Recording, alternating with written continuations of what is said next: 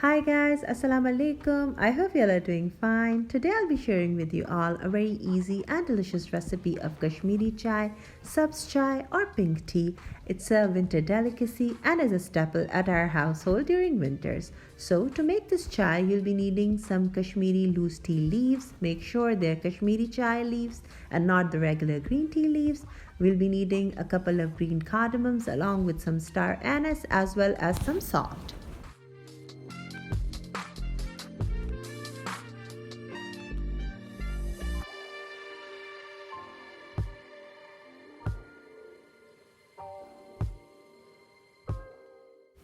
To make the Kashmiri chai's kahwa or the brewed tea, we'll be needing some water at room temperature in a pot and we'll be adding all of the ingredients to it. We won't be turning the heat on till we've done adding. Make sure to keep these tips and tricks in mind to get that beautiful, perfect pink color of this chai. So once we've added everything to the pot, we're going to turn the heat on and we'll let this boil for some time. We'll be also needing some chilled water along with some bicarbonate of soda. Now, you don't need to add bicarbonate of soda every time to your kahwa, but it depends on the quality and type of Kashmiri chai leaves as well.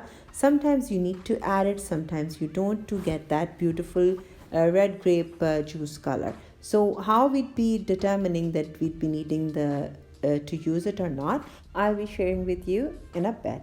So once our kahwa starts boiling vigorously, we're just going to turn the heat down to low medium heat and we'll let this boil till the water is reduced. Let's suppose if we are taking 3 cups of water, should reduce down to 2.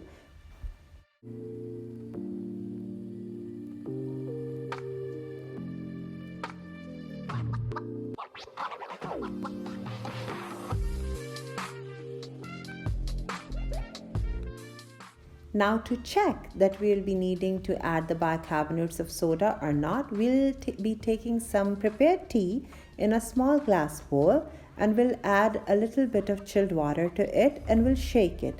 Just by shaking, you'll be able to notice that the color is changing to that dark pink. If not, then you'd be able to know that at this point you'd be needing to add the bicarbonate of soda, and if the color is dark enough, then just skip adding the bicarbonate of soda by all means. I tried twice, but still I was not able to get that beautiful dark red grape juice color. So I'll just be adding a pinch of soda to the kahwa and we'll let it boil for a few more seconds and then we'll turn the heat down. Now the second part of getting that beautiful pink color comes. I'll be adding the chilled water to it. This is kind of a chemical reaction because we're oxidizing the kahwa by giving it that shock. So what happens that once you add the ice cold water to it and you start beating it this way, the air passes to it and then it turns this beautiful color. You'll be seeing it right before your eyes. The color will start changing within few seconds, so you'll know that when to stop. Once we've achieved that color, we're going to bring the pot back on the heat and we'll let this boil once again. Once it starts boiling, just let it boil for a few seconds and turn the heat off. The prepared kahwa can be saved in a glass jar, strained and refrigerated up to a week and can be used according to your desire whenever you want to have some Kashmiri chai. Now to make our chai, we'll be needing some whole milk, some crushed green cardamoms, a star anise, and to garnish our chai, we'll be needing some crushed almonds and pistachios. I had just almonds at home, so use those. Now we'll be boiling the milk with the star anise and the crushed cardamom, and then we'll be straining this kahwa into the milk. Now the ratio of kahwa and milk totally depends on your own choice. We like to add more kahwa to our chai and lesser milk, well, it all depends on your personal choice and however you want to have this chai. There's no hard and fast rule.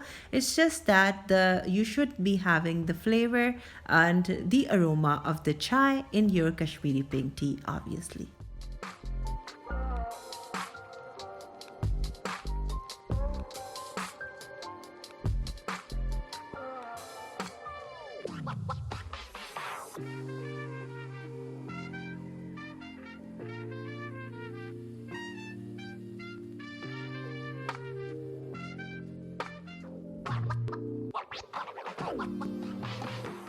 After adding the brewed tea to the milk, we're just going to let it simmer over low medium heat for a few minutes till the flavors are infused together, and then you're ready to serve. You can have it with some Naan Khataai. Naan Khataai is a traditional Pakistani butter cookie, or some Baaqer Khaani. Baaqer Khaani is a puffed pastry which is baked in traditionally big earthen mud ovens and goes really well with this chai.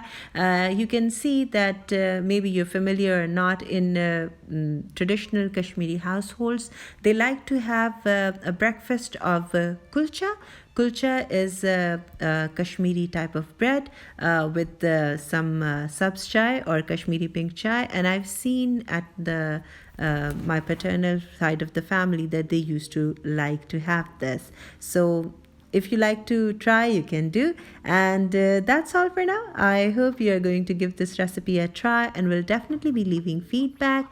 As always, all of the ingredients and their measurements along with all of my social media handles are mentioned in the description box below. Please keep liking, keep sharing and commenting, and do subscribe if you haven't already. I shared a few other recipes that you'd like to have a look at. I'll be sharing the link of those recipes here, and would be loving to hear the feedback. And if you do give this recipe a try, please share it on Instagram and do tag me. My Instagram handle is mentioned in the description box below. I shall be back with more really soon. In the meantime, take good care of yourself and of your loved ones, and don't forget the less privileged ones. Bye for now. Take good care of yourself. Allah Hafiz.